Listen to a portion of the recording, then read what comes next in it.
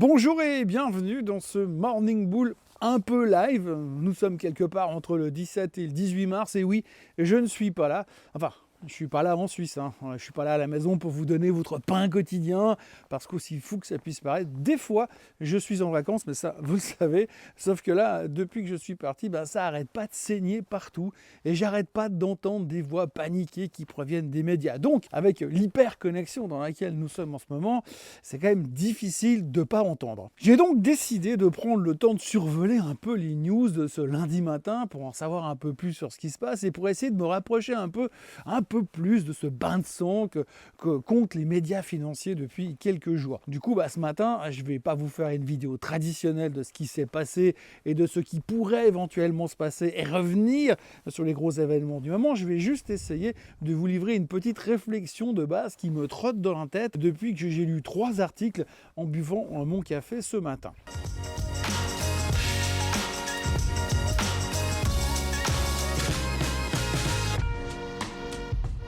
Alors tout d'abord, oui, le S&P 500 est entré en territoire de correction la semaine dernière et oui, il en est ressorti avec les couvertures de short juste avant le week-end. Tout comme le Nasdaq, d'ailleurs, le fait il y a quelques jours en arrière. Sauf que lui, le Nasdaq, il est toujours en zone de correction. La volatilité a fait des pics autour des 30%, mais ça se calme depuis quelques jours et le niveau de peur, selon les mesures de CNN, a atteint des niveaux extrêmes et s'y trouve toujours. Donc ça, c'est plutôt rassurant comme indication. Ensuite, lorsque je me balade sur les réseaux sociaux, je trouve une avalanche de personnes qui n'aiment pas le nouveau gouvernement américain, mais ça on peut le comprendre, et qui se délectent de la mauvaise performance du marché américain depuis que Trump est au pouvoir. Mais le raccourci est quand même toutefois un tout petit peu facile, voire même très souvent un peu trop facile. Il faut donc peut-être pas non plus oublier qu'au début de l'année, avant que Trump soit à nouveau président, on se disait quand même que certaines parties du marché n'étaient quand même pas bon marché, n'étaient quand même très cher. On pense assez facilement au fait que certaines sociétés liées à ce qu'on appelait à l'époque l'intelligence artificielle possédaient quand même des valorisations et des croissances attendues qui frisaient quand même l'indécence. Vous me direz pas le contraire. Alors oui, bien sûr, l'IA c'est l'avenir et on va tous devenir très riches grâce à ça et ne plus jamais travailler.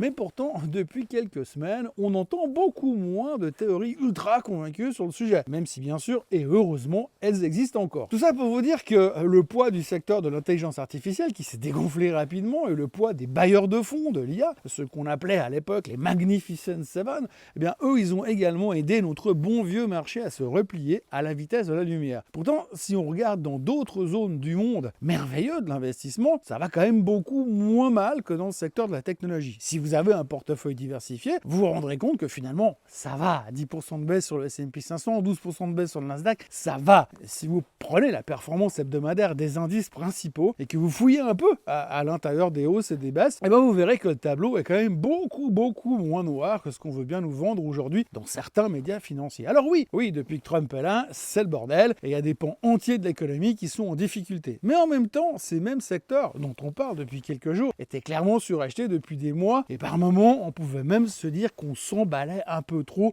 pour pas grand-chose. On pouvait même parler de bulles spéculatives. Et aujourd'hui, on remet tout simplement gentiment l'église au milieu du village, le village de la valorisation raisonnable. Alors bien sûr, on peut tout coller sur le dos de Trump et de ses droits de douane et son équipe gouvernementale plus que discutable, surtout parce que la plupart ne sont pas des politiciens et que leurs méthodes sont brutales et peuvent clairement surprendre un marché qui a été habitué à être dorloté, à être rassuré. Mais en même temps, quand on regarde les vrais politiciens de métier, ceux qui n'ont jamais bossé de leur vie, ceux qui n'ont jamais géré une société durant leur carrière au Congrès ou même au Sénat, ceux qui se sont goinfrés aux frais de la princesse et qui ont creusé la dette encore un peu plus chaque année, eh bien ces politiciens-là sont-ils vraiment plus compétents que les Bessent ou les Musk ou autres pour gérer le pays aujourd'hui? Une chose est sûre, quasi certaine, le gouvernement qui est en place a été élu et va mettre en œuvre de grosses restructurations qui vont coûter de l'argent et prendre du temps. Trump l'a dit, on pourra juger plus tard sur le moyen terme, sachant que Trump est là pour 4 ans et que juger sa performance en se basant uniquement sur la performance du S&P 500, parce que comme certains le mentionnent, les investisseurs n'ont pas l'air d'apprécier après 8 semaines, c'est donner un tout petit peu trop de crédit aux investisseurs en question.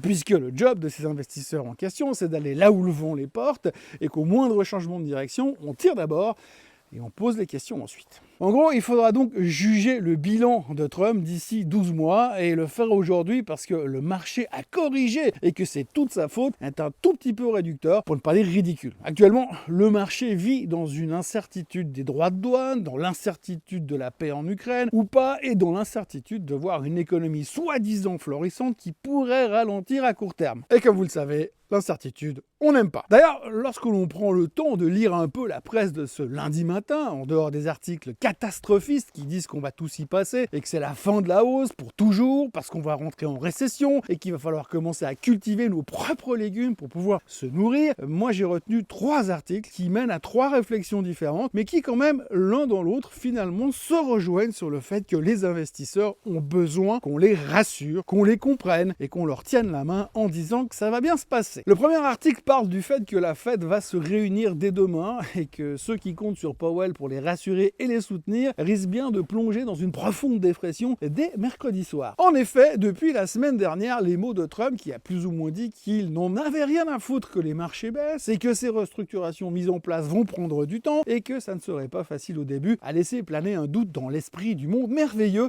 de la finance qui s'est dit mais alors, le gouvernement ne va pas nous soutenir? Le put de la Fed n'existe-t-il donc plus? Et les sauvetages réglementaires mis en place sur le S&P 500 et ses frères depuis le début du siècle ne sont donc pas écrits dans le marbre? Et depuis, forcément, on doute. Oui, on doute très fort parce que depuis les époques de Bernanke et de son helicopter money, ou encore plus récemment les soutiens gouvernementaux pendant le Covid, sans parler du reste, on s'était habitué à recevoir un certain soutien. Mais là, depuis Trump, on a un peu l'impression que c'est démerdons ziziche et on verra plus tard. Et bien alors, malgré cette réflexion mise en place la semaine dernière, certains se sont quand même dit « Oui, mais la Fed, elle va nous aider la semaine prochaine, alors ça va bien se passer. » Sauf que ça n'est peut-être pas aussi évident que ça. En effet, la Fed a les pieds et les poings liés depuis que la méthode Trump est en place. Aujourd'hui, la Fed sait que l'inflation semble vouloir se calmer et elle pourrait reprendre une politique de taux plus arrangeante si cela devait perdurer. Le problème, c'est que, comme les investisseurs, Powell n'a aucune visibilité sur les intentions de Trump et sur ce que sera la situation dans un mois. Et le pire qu'il puisse faire aujourd'hui serait d'agir trop vite et de le faire dans le mauvais sens. Lorsqu'on connaît l'inertie des taux sur l'économie réelle, il vaut mieux ne pas se gourer de sens au risque de devoir pégayer très fort dans l'autre sens pour corriger le tir plus tard. En conséquence, Jérôme Powell risque bien de devoir s'enterrer dans un statu quo des plus dérangeants en attendant d'y voir plus clair du côté politique. Le discours de la Fed de mercredi soir risque donc de ne pas forcément apporter de l'eau au moulin des investisseurs qui ont besoin qu'on les rassure et qui sont impatients qu'on le fasse très vite. L'autre sujet du moment, c'est les discours de Scott Bessent, secrétaire du Trésor, qui s'est exprimé ce week-end et qui n'a pas forcément dit ce que l'on attendait de lui, et surtout ce que l'on espérait de lui. Le secrétaire du Trésor a simplement déclaré qu'il n'était pas inquiet de la correction boursière et que les corrections boursières étaient saines pour le marché et que dès que leur chantier serait terminé, les bourses mondiales allaient apprécier la chose et remonter comme il se doit. Bon, entre vous et moi, ça n'est pas du tout ce qu'on avait envie d'entendre et c'est d'ailleurs pour ça que les marchés pointent dans le rouge en ce lundi. Pourtant, Scott Bessent a raison. Et cette fois, on ne peut pas dire que c'est un politicien à 2 balles qui n'y connaît rien, puisqu'il est quand même dans le domaine de la finance et de l'investissement depuis 35 ans. On peut donc résumer ces déclarations assez simplement. Soyez patients, laissez-nous bosser et le marché remontera de lui-même. Ça n'est pas ce qu'on a envie d'entendre, soit, mais toujours est-il que c'est la réalité. Les corrections ont toujours existé, de tout temps, et à la fin, c'est toujours les bourses qui gagnent. Bessent a d'ailleurs très bien expliqué la chose ce week-end en concluant son discours en disant « Ce qui n'est pas sain, ce sont les marchés euphoriques. C'est ainsi qu'on obtient une crise financière. Il aurait été plus sain que quelqu'un mette un frein en 2006-2007. Nous n'aurions pas eu les problèmes de 2008. Je ne suis donc pas inquiet pour les marchés à long terme. Si nous mettons en place une bonne politique fiscale, une déréglementation et une sécurité énergétique, les marchés se porteront très bien. » Et très franchement, au-delà du bord politique, je trouve que c'est une des déclarations les plus intelligentes de ces derniers mois. Il faut prendre un peu de recul, bien sûr, mais ce qu'il dit est assez logique, réaliste et basé sur l'expérience et l'histoire de la finance mondiale. Troisième point, et j'aurais presque fini, moi qui voulais faire court, c'est le fait que depuis quelques jours, les experts à Wall Street sont tous en train de réviser leurs objectifs de fin d'année à la baisse, parce que la trouille, ça ne se commande pas. Donc Goldman Sachs ne parie plus sur les 6500 en fin d'année, mais seulement 6200, et Ardeni est passé de 7000 à 6400. Bon, la bonne nouvelle, c'est que les deux objectifs corrigés sont quand même plus hauts que là où nous sommes ce matin, ce qui laisse du potentiel haussier, et l'autre bonne nouvelle, c'est que ces stratèges sont connus pour être des suceurs de roue, et que leurs modifications de target sont souvent décalées installés 3 mois. 3 mois en retard. En gros, ça ne sert à rien et ça veut aussi dire qu'ils sont venus après la pluie. Tout ça pour vous dire que j'ai le sentiment que le marché est actuellement un vilain petit garçon capricieux qui est prêt à se rouler par terre si on lui donne pas ce qu'il veut ou à retenir son souffle jusqu'à qu'il lui arrive quelque chose, comme disait l'autre, mais que pour le moment, il fait face à des adultes qui se foutent pas mal de ces crises existentielles. Un même vilain petit garçon capricieux qui a déjà complètement oublié le fait qu'il s'est goinfré d'une hausse surévaluée il y a quelques mois encore et qui est impatient et qui ne supporte pas de perdre. Nous sommes donc à l'aube d'une nouvelle semaine qui promet d'être intéressante. Encore une fois, la Fed en sera probablement l'axe central, mais entre deux, Super Trump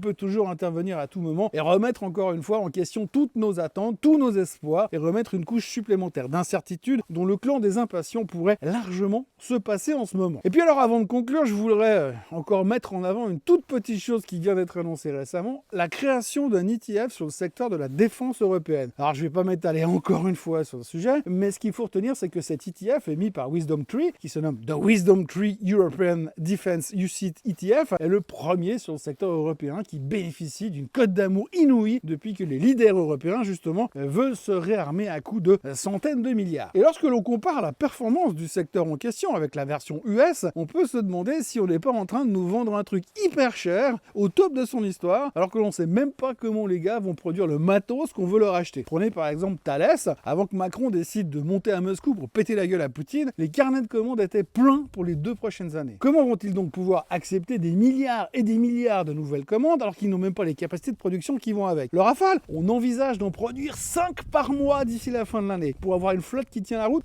vous reconnaîtrez que ça prendra quand même un tout petit peu de temps. Les Allemands ont même déjà proposé d'acheter du matériel américain parce que l'Europe ne peut pas tenir le rythme. Et on veut investir directement dans ce secteur européen à 100%. Regardez juste le graphique. La ligne blanche, c'est l'Europe et la jaune, c'est le secteur US. Pour moi, ça se passe de commentaires, mais sachez quand même que ça existe dorénavant, un ETF sur la défense européenne. Encore une fois, je voulais faire court et j'ai fait super long. Je vais donc vous laisser vaquer à votre journée et moi je vais retourner à mes boulettes de Rennes et je viendrai vous redéranger quand je jugerai que c'est opportun et qu'il y a du réseau pour vous envoyer des vidéos. Mais s'il y a un message à faire passer, c'est que nous sommes dans une phase de correction, que les phases de correction, ça arrive, et qu'à la fin, vous le savez, c'est toujours les Bulls qui gagnent. Alors d'ici là, n'oubliez pas de vous abonner à la chaîne Swissquote en français, de liker cette vidéo, de la partager, de la commenter et de revenir pour la prochaine. Allez, très bonne journée à tous. Bye bye. Moi, je vais me réchauffer parce que je sens plus mes doigts.